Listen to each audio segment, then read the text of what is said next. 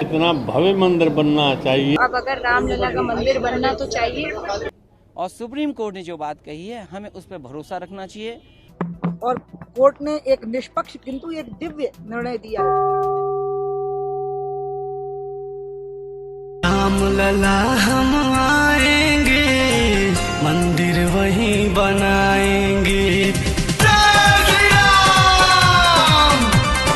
रामलला हम आए।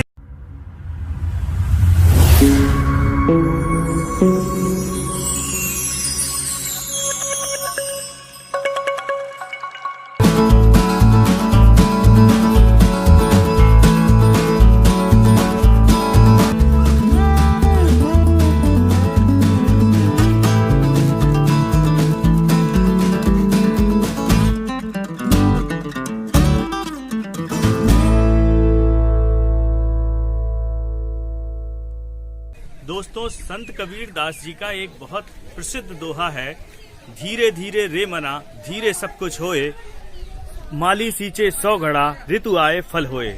दोस्तों, इस दोहे का अर्थ ये है कि इंसान अपनी जिंदगी में कितना भी कोशिश करे, अपने प्रयास करे, लेकिन होता वही है जो विधाता को मंजूर है। और विधाता हर चीज की रचना पहले से तय करके रखता है कि कब कौन सा काम किसके हाथों द्वारा संपन्न होगा। हम कितनी भी अपने प्रयास कर लें, लेकिन हमारे प्रयास तब तक सफल नहीं हो सकते जब तक उसमें विधाता की मर्जी शामिल नहीं हो। दोस्तों, ऐसा ही कुछ आज देखने को मिल रहा है भगवान राम की जन्मस्थली, रामलला की जन्मस्थली अयोध्या के बारे में। अयोध्या का मुद्दा, अयोध्या का विवाद 1-2 वर्ष नहीं, 1-2 दशक नहीं, कई दशकों पुराना, लगभग 500 वर्ष पुराना है। कितनी पीढ़ियां आई, कितनी गईं, कितने लोग आए, कितने लोग गए, कितनों ने रामलला को उनके स्थान पर स्थापित कराने के लिए, न्याय दिलाने के लिए अपनी जान गंवाई, कितनों ने अपने प्राणों की आहुति दी। तब जाकर अब भगवान रामलला का जन्म स्थान अयोध्या उनके लिए उनका भव्य मंदिर का रूप लेने वाला है। ये विषय श्री राम जन्मभूमि से जुड़ा हुआ है।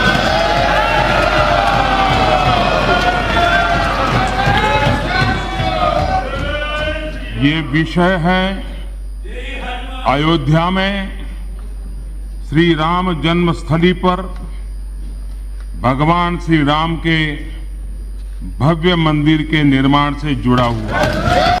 और कहीं ना कहीं इस बड़े पुनीत काम में जरूरत थी एक बड़ी इच्छा शक्ति की। कहने को तो देश में तमाम सरकारें आईं, तमाम सरकारें गईं, लेकिन किसी भी सरकार ने इस धार्मिक मुद्दे पर अपनी इच्छा शक्ति जगा नहीं पाई, क्योंकि सबको ये लगता था कि कहीं इस धार्मिक मुद्दे में पड़कर किसी भी एक धर्म का पक्ष लेने पर उनका वोट बैंक उनके हाथ से ना खिसक जाए। लेकिन वर्तमान भारतीय जनता पार्टी की मोदी सरकार ने इस बात को सही करके दिखाया कि अगर आदमी का आत्मविश्वास मजबूत हो और इरादा नेक हो और सही चीज के लिए कदम उठाया जाए तो कभी विफल नहीं जाता है। पूरा देश, पूरी दुनिया, पूरी मानव समुदाय उसके साथ खड़ी होती है। मोदी जी ने इस कड़े निर्णय को लिया और अयोध्या के इस वर्षों पुराने मुद्दे को कितनी आसानी से सभी के सहयोग से, चाहे वो न्यायपालिका हो, चाहे धर्म समाज के लोग हों, चाहे धार्मिक लोग हों, चाहे तमाम तरीके के लोग हों, सबके सहयोग से इस बड़े काम को आज सार्थक करके दिखा दिया, सफल करके दिखा दिया। दोस्तों, अयोध्या प्रभु श्री राम की जन्मस्थली है तो बुंदेलखंड का नगर ओरछा प्रभु श्री राम की कर्मस्थली है। अब जैसा कि हम सभी जानते हैं, इस समय कोरोना काल चल रहा है। हर व्यक्ति चाहकर भी उस भूमि पूजन का हिस्सा नहीं बन सकता, उसका गवाह नहीं बन सकता। तो हमने तय किया क्यों ना हम आपको प्रभु श्री राम की कर्मस्थली ओरछा नगर ले चलें और यहाँ के पावन धाम के आपको दर्शन कराएं। यहाँ की हर विशेष बात जो प्रभु राम से जुड़ी है, राम राजा सरकार से जुड़ी है, वो सारी बातें आपको एक एक करके यहाँ के बारे में बताएं। बुंदेलखंड के ओरछा के राम राजा सरकार पर ही आधारित है हमारी आज की ये विशेष कवरेज, अयोध्या के रामलला, ओरछा की सरकार।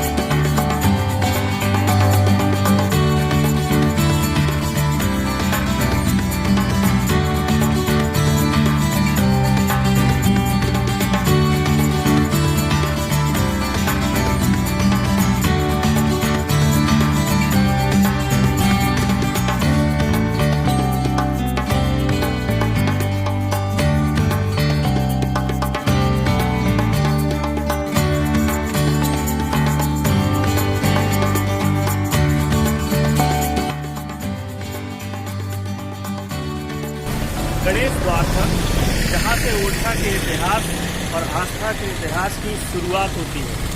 ये ओरछा का वो गणेश द्वार है जहाँ से राम राजा सरकार के प्रसिद्ध मंदिर की इतिहास को बताता है ये द्वार, जिसके आप देख सकते हैं ऊपर भगवान श्री गणेश की मूर्ति है और उसके नीचे 2 लाइनें लिखी हैं, प्रवेश नगर कीजिए सब राजा हृदय राज कौशलपुर राजा।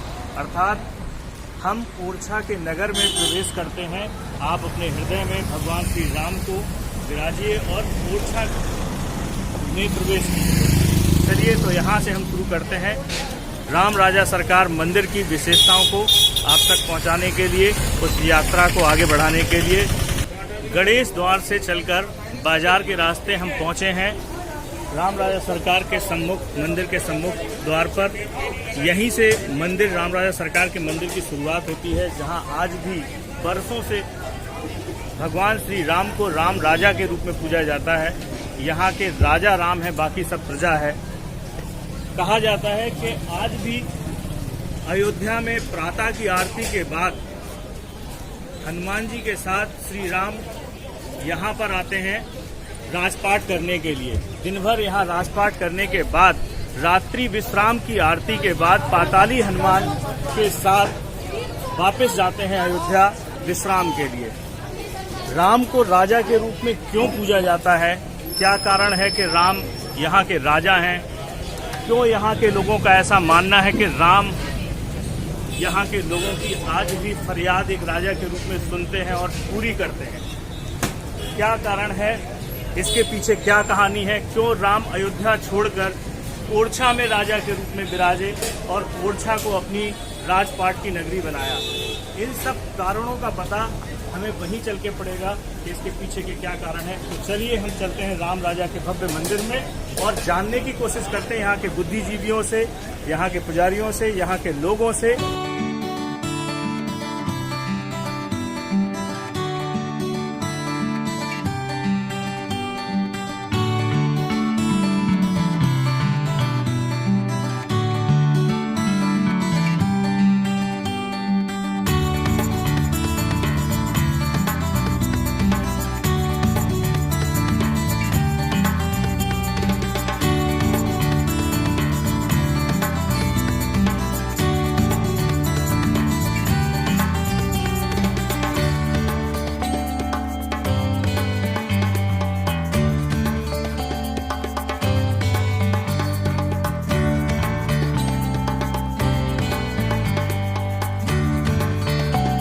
देखिए, आज हमारी यात्रा का जो मेन पड़ाव है वो है राम राजा सरकार का ये मंदिर, भव्य मंदिर, सुंदर मंदिर, जो बरसों से, कई दशकों से आज भी आस्था का एक मुख्य केंद्र है, जहां भगवान श्री राम राजा के रूप में विराजे हैं। यहाँ की कहानी जैसा कि बताई जाती है कि भगवान श्री राम को अयोध्या से यहाँ की रानी गणेश कुंवर राजा के रूप में स्वीकार करके यहाँ लेकर आई थी। और आप बगल में देख सकते हैं मंदिर के एक ओर एक ऊंचा मंदिर बना है, जिसे चतुर्भुज मंदिर के रूप में जाना जाता है। यही गणेश मंदिर के रूप में जाना जाता है, जिसे रानी गणेश कुंवर ने बनवाया था। दरअसल यही मुख्य वो मंदिर है जिसे राम राजा सरकार के लिए बनवाया गया था कि राम राजा सरकार को अयोध्या से लाकर यहाँ पर विधिवत पूरे विधि विधान के साथ विराजा जाएगा। लेकिन जैसा कि इतिहासकार यहाँ के बताते हैं कि राम को जब रानी गणेश कुंवर यहाँ लेकर आई तो उन्होंने राम को रात्रि विश्राम में शयन कक्ष में अपने पास यहाँ महल में बिठाया, ताकि वो सुबह पूरे विधि विधान के साथ बगल में जो दिया गया मंदिर है, विशाल भव्य मंदिर है, इसमें उनको विराज सकें। लेकिन क्योंकि राम रानी गणेश कुंवर के साथ अपनी जिन शर्तों के आधार पर आई थी, उनमें से एक शर्त यह भी थी कि जब मैं जहां बैठ जाऊंगा वहां पर ही फिर मेरा स्थान होगा, मैं वहीं पर विराजूंगा। तो इसलिए राम जब इस महल में विराजे तो फिर यहाँ से वो नहीं उठे, उनकी मूर्ति यहीं प्रतिष्ठित हो गई और यहीं उनके मंदिर को मान लिया गया और यहीं से उनकी पूजा अर्चना शुरू कर दी गई। आज भी राम राजा यहाँ राजपाट करते हैं राम राजा सरकार के रूप में। क्या कारण है कि राम को यहाँ राजा के रूप में जाना जाता है? क्यों यहाँ उनको राम को राजा के रूप में पूजा जाता है? आखिर क्या ऐसा इतिहास है, कितने वर्षों पुराना वो इतिहास है कि जब राम को यहाँ लेके आया गया, कौन लेकर आया, इसके पीछे की क्या कहानी है, क्यों राम को राजा के रूप में पूजा जाता है, इन सब बातों का पता हमें यहाँ के वासियों से, यहाँ के लोगों से बात करके और यहाँ के पुजारियों और यहाँ के बुद्धिजीवियों से पता करके हमें मालूम पड़ेगा कि इन सब चीज़ों के पीछे क्या कहानी है। चलिए यहीं के कुछ लोगों से बात करते हैं और पूछते हैं राम राजा सरकार की पूरी कहानी। हमारे साथ ओरछा राम राजा मंदिर के सामने यहाँ के कुछ पुजारी जन, कुछ यहाँ के वरिष्ठ नागरिक मौजूद हैं जिनसे हम पूछने वाले हैं ओरछा के राम राजा सरकार की पूरी कहानी कि आखिर वो राम राजा के रूप में यहाँ क्यों पूजे जाते हैं, क्या कारण है, वो यहाँ कैसे, यहाँ अयोध्या से कई सौ किलोमीटर दूर ओरछा कैसे आए, उनको कौन लाया, क्या कारण है उन्हें राजा के रूप में पूजा जाता है और लोग आज भी हजारों की तादाद में यहाँ उनके सामने अपनी फरियाद लेके आते हैं। इन सब कारणों के, इन सब सवालों के जवाब हमें यहाँ के सबसे पहले हम यहाँ पुजारी जी हैं उनसे इनके बारे में पूछते हैं। अशोक पुजारी जी, आप अपना नाम बताइए और आप यहाँ कब से जुड़े हुए हैं? जी, मैं अशोक शर्मा मेरा नाम है। मैं यहाँ सन 84 से रह रहा हूँ। अच्छा, सर्विस से रिटायर होने के बाद पहले मंदिर में सेवा रोज करता था, लेकिन अब मंदिर में रिटायर होने के बाद 3 साल से परमानेंट 2-2.5 घंटे सेवा करता हूँ। कोई उसमें वो नहीं है, बस पूजा करने आता हूँ। अच्छा, राम राजा के रूप में यहाँ पूजे जाते हैं जी। तो सबसे पहले हमें आप ये बताइए कि राम अयोध्या जो यहाँ से कई सौ किलोमीटर दूर है, कहा जाता है कि राम का जन्म वहाँ हुआ था, राम का राज्याभिषेक वहाँ हुआ था, लेकिन यहाँ के राजा वो कैसे बने और उनको यहाँ कौन लेके आया, इसकी थोड़ी सी कहानी हमें बताइए। जी, देखिए मंदिर में एक दोहा लिखा हुआ है यहाँ जो बताते हैं कि बैठे जिनकी गोद में मोद मान विश्वेश, कौशल्या सानी भई रानी कुंवर गणेश। कौशल्या जी के रूप में रानी कुंवर गणेश जी का जन्म हुआ है और रानी कुंवर गणेश जी यहाँ भगवान को साक्षात सशरीर बालक के रूप में यहाँ लाए। तब से यहाँ राम राजा के रूप में ही आए हैं और यहाँ राजा ही कहलाते हैं। यहाँ भगवान के रूप में नहीं आए। अच्छा, ये कितने समय पुरानी बात है, कब लगभग कितना समय हो गया इस बात को कि रानी गणेश कुंवर यहाँ लेके आई राम को राजा के रूप में? देखिए, यहाँ किंवदंती बहुत है, बहुत तरह की है, लेकिन मेन किंवदंती जो है कि जब भगवान अयोध्या राज करने लगे तब उन्होंने कौशल्या माँ से पूछा था कि माँ आप हमें ये बताएं कि आपको क्या सुख नहीं मिला। तब कौशल्या माँ ने कहा था कि हमको बाल रूप का सुख नहीं मिला, क्योंकि पैदा हुए थे तो पढ़ने चले गए थे, वहाँ से आए तो ऋषि मुनियों की सेवा में चले गए थे, वहाँ से आए तो वनवास हो गया था। तब उन्होंने कहा था कि कलयुग में हम आपके यहाँ साक्षात सशरीर आएंगे। तो कौशल्या के रूप में रानी कुंवर गणेश का जन्म हुआ है। रानी साक्षात भगवान को सशरीर बालक के रूप में सरयू से लेके आई हैं और जब तक रानी यहाँ रही है, ये रानी का घर है जिसमें आज मंदिर है, जब तक रानी यहाँ रही है, जब तक भगवान बालक के रूप में खेले हैं यहाँ, और बालक के रूप में ही रहे, इसलिए यहाँ राजा के रूप में ही है। वो राजा को जैसे सलामी होती है वैसे ही भगवान को राजा को सलामी होती है, वैसे ही मंदिर बना हुआ है। अच्छा, यहाँ हमने एक किंवदंती और सुनी है कि जब राम को राजा के रूप में यहाँ लेने गणेश कुंवर अयोध्या गई तो उन्होंने सरयू नदी के किनारे बहुत समय तक तप किया, ऐसा हमने सुना है। और उस तप के बाद भी जब राम को नहीं प्राप्त कर सकी तो वो उन्होंने सरयू नदी में अपने प्राण त्यागने के लिए कूद पड़ी और वहाँ उनको राम प्राप्त हुए।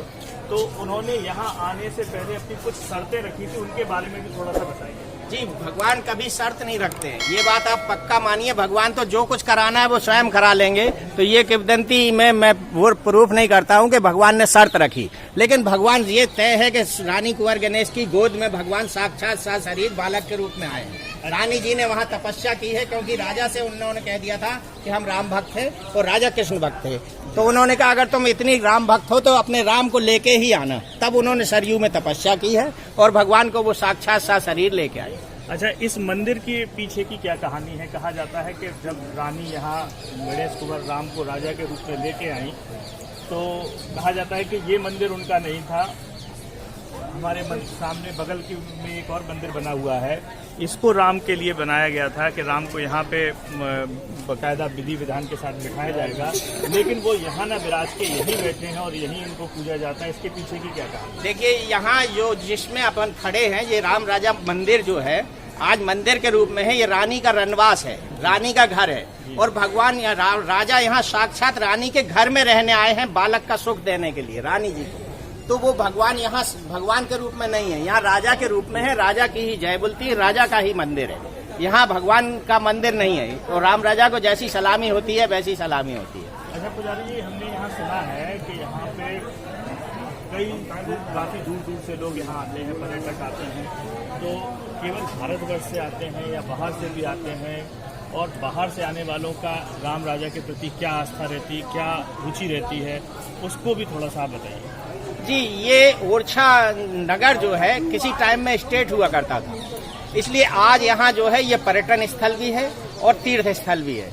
इसलिए यहाँ विदेशी पर्यटक बहुत आते हैं, और देशी पर्यटक भी अपने पूरे मध्य प्रदेश, उत्तर प्रदेश, राजस्थान, बिहार सब जगह से आते हैं, और सभी लोगों की यहाँ राम राजा में आस्था है। इसलिए जो भी पर्यटक विदेशी आते हैं, जब वो यहाँ का माहौल, यहाँ की शांति और यहाँ का वो देखते हैं वातावरण, तब वो कहते हैं कि ऐसी स्वर्ग जगह हमने कहीं नहीं देखी। इसलिए वो पर्यटक जो विदेशी हैं वो भी यहाँ बहुत आनंदित महसूस करते हैं। तो ये थे राम राजा सरकार मंदिर के एक बहुत पुराने सेवक, पुराने पुजारी, जिन्होंने हमें बताया कि यहाँ रानी गणेश कुंवर कई दशकों पहले राम को अपने पुत्र, अपने बालक के रूप में लेके आई थी, और उन्होंने यहाँ पे उनको विराजा मंदिर में, और तब से लेके आज तक राम को यहाँ राजा के रूप में पूजा जाता है। और यहाँ के राम ही राजा है, बाकी सब यहाँ प्रजा है। यहाँ राम के पास आज भी पूरे भारतवर्ष से लोग अपनी फरियादें लेके आते हैं। यहाँ बुंदेलखंड में विशेष तौर पर, बुंदेलखंड में कोई भी शुभ कार्य होता है, शादी ब्याह कोई भी चीज होती है, तो पहला न्योता, पहली पूजा भगवान राम के चरणों में समर्पित की जाती है।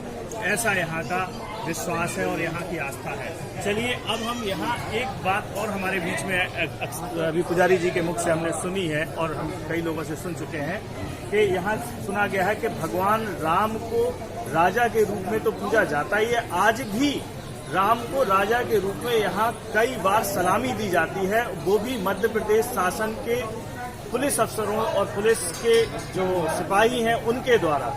तो इस बात में कितनी सच्चाई है, इस बात को जानने के लिए हम यहाँ राम राजा सरकार के सुरक्षा में तैनात पुलिस के जो जवान हैं उनसे ही इसकी सच्चाई को जानने की कोशिश कर रहे हैं।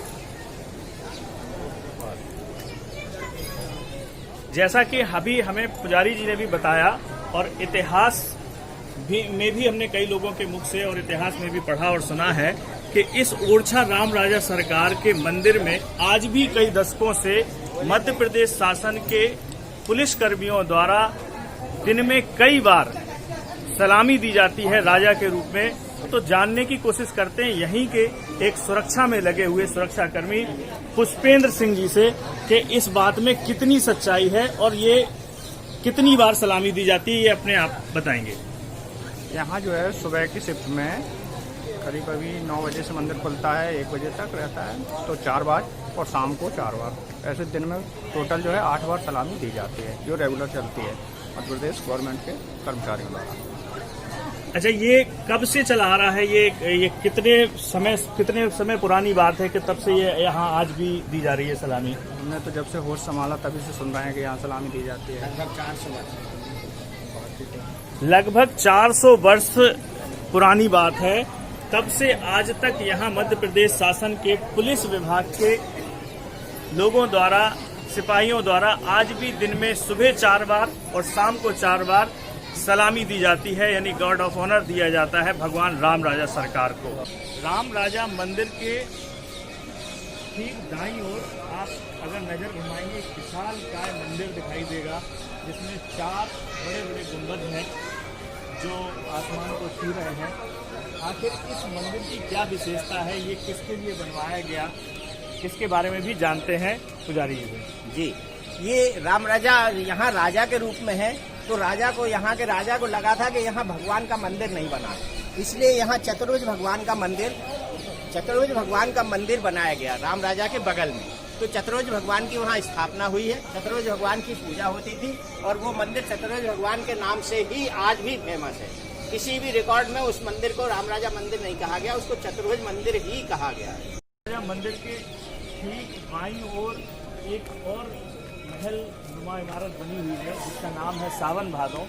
इसके पीछे की क्या कहानी है ये भी जानने की कोशिश करते हैं हम पुजारी जी से। जी, ये सावन भादो जो है उन खम्बों का नाम नहीं है। सावन भादो उस पूरे महल का नाम है जो सावन भादो खम्बों से लेके और चतुर्भुज फूलबाग के गेट तक है। वहाँ पे क्या होता था कि राजा को किसी भी मौसम में कभी भी राजा को सावन का आनंद लेना होता था तो राजा वहाँ से आते थे। यहाँ रहट से कुएं से उनकी टंकी भरी जाती थी। राजा वहाँ नीचे गद्दी डाल के बैठते थे। उस छत पे एक रोलर रखा हुआ पत्थर का, उसको ढलकाया जाता था तो नीचे गड़ गड़ गड़ गड़ बादल गरजने की आवाज आती थी। उन फुहारों से पानी की बूंदें गिरती थी जो राजा के ऊपर गिरती थी। तो राजा किसी भी मौसम में सावन भादो का आनंद यहाँ आके लेते थे। ये सावन भादो महल की पूरी कथा है। सावन भादो जो दोनों पिलर हैं दोनों एक दूसरे से सेम हैं, जुड़ते नहीं है, वो कभी मिलते हैं एक दूसरे से। तो इस किंवदंती को लोग बाग कह देते हैं कि वो जुड़ते हैं, वो है दोनों एक दूसरे से मिलते हैं। ये नीचे पुराने जमाने में एयर कंडीशन नहीं हुआ करता था तो इनमें जो ऊपर 3-3 आले बने हैं इनमें पाइप डले हुए। जिस साइड से सूर्य की रोशनी आ रही है उस साइड का पाइप खुला छोड़ दे तो नीचे का कमरा गर्म होने लगता है। जिस साइड सूर्य की रोशनी आ रही है उस साइड बंद कर दे तो नीचे का कमरा गर्मियों में ठंडा होने लगता था। पुराने जमाने का बगैर लाइट का एसी है ये सावन भादो के कमरे। बहुत बढ़िया। यहाँ अभी आपने पुजारी जी के मुंह से सावन भादों के बारे में सुना। जिस सावन भादों के जब महल की ओर हम जाएं तो ये 2 खंभे दिखाई देते हैं जो एक जैसे हैं। कई लोगों की ऐसी किंवदंती है कि ये मिलते हैं, असल में ये मिलते नहीं, मिलते जुलते हैं। इनकी हकीकत ये है और इनको कमरे को ठंडा और गर्म रखने के हिसाब से बनाया गया था। ये आज भी पुरानी वैज्ञानिक पद्धति का एक जीता जागता उदाहरण है।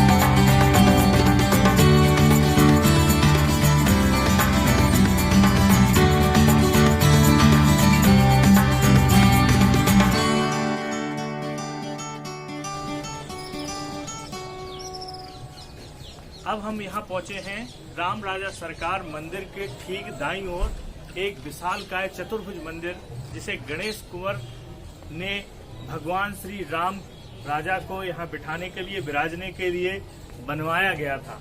जब रानी गणेश कुंवर राम को यहाँ लेकर आई अयोध्या से तो उनकी इच्छा थी कि हम राम को यहीं पर बिठाएंगे, यहीं पर उनका भव्य मंदिर बना और यहीं पर उनको विराजेंगे। लेकिन राम ने चूंकि शर्त रखी थी कि मैं जहां बैठूंगा वहीं बैठ के रह जाऊंगा, और दूसरा ये भी था कि रानी भगवान राम को बाल रूप में, अपने पुत्र रूप में लेके आई थी। तो जैसा कि कहा जाता है कि एक पुत्र अपनी माँ के सम्मुख ही रहता है, अपने पास ही रहता है, अलग से कोई महल में नहीं रहता है। इसलिए राम रात में जहां विराज गए उनके महल में, आज भी वहां पर वैसे के वैसे विराजमान है। हालांकि इस मंदिर की अगर विशेषता की बात करें तो इसकी खूबसूरती, इसकी नक्काशी और इसकी विशालता अपने आप में यहाँ का विशाल का इतिहास बताती है।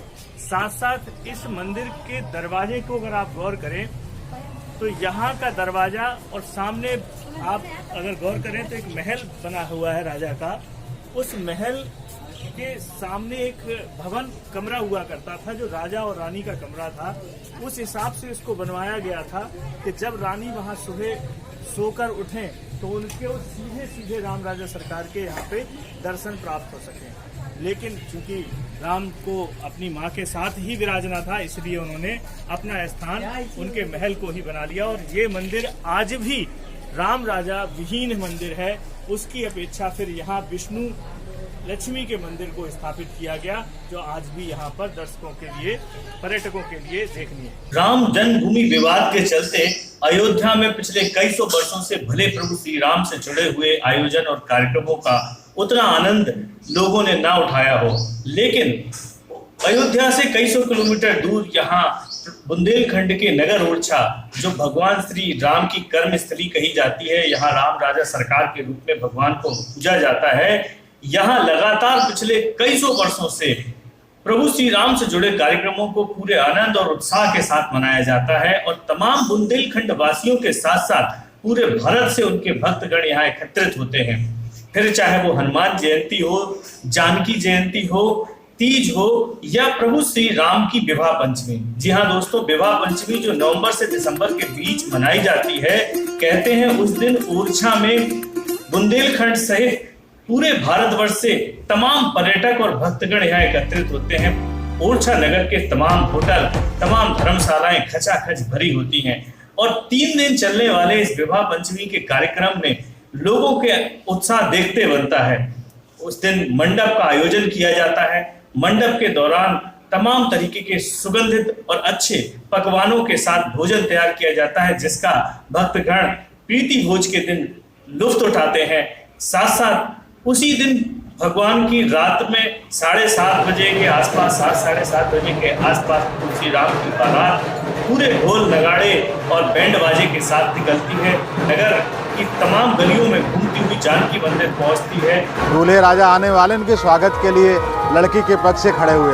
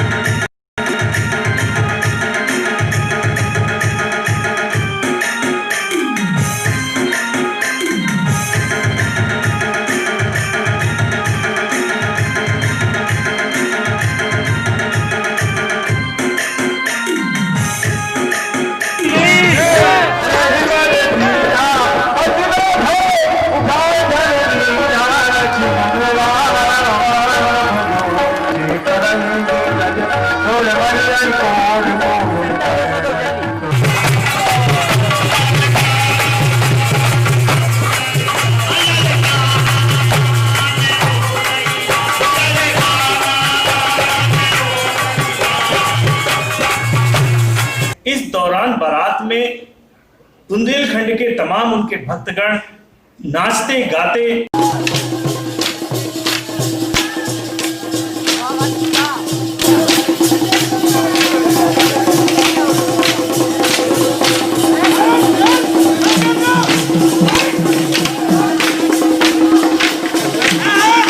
प्रभु श्री राम के बारात में बढ़ते हैं आगे और फिर प्रभु श्री राम की बारात लगभग मध्य रात्रि के बाद माँ जानकी के घर पहुंचती है, जहां उनका तिलक किया जाता है। उसके बाद प्रभु श्री राम और माँ जानकी का विवाह संपन्न कराया जाता है। तो कहने का अर्थ यह है कि प्रभु श्री राम का जो जन्म और जो विवाह पंचमी है वो इतने धूमधाम से यहाँ मनाई जाती है कि यहाँ के लोग उस आनंद को कई दिनों तक नहीं भूल पाते हैं। और हर साल, हर प्रतिवर्ष प्रभु श्री राम की विवाह पंचमी के दिन तमाम देशवासी वो यहाँ एकत्रित होते हैं।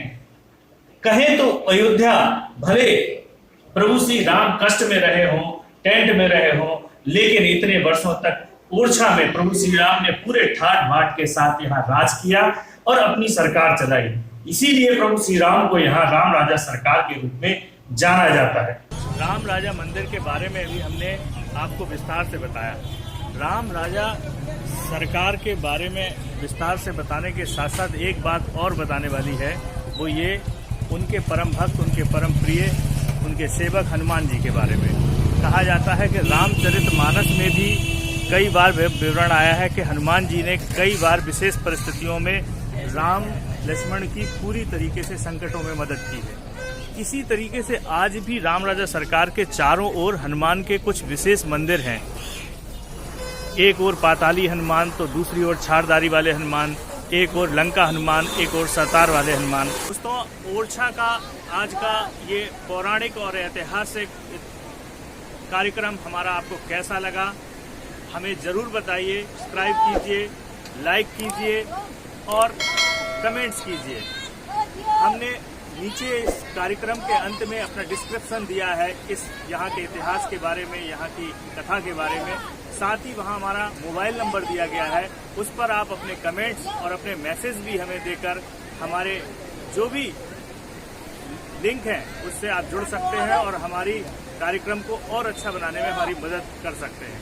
तब तक के लिए धन्यवाद। जय हिंद।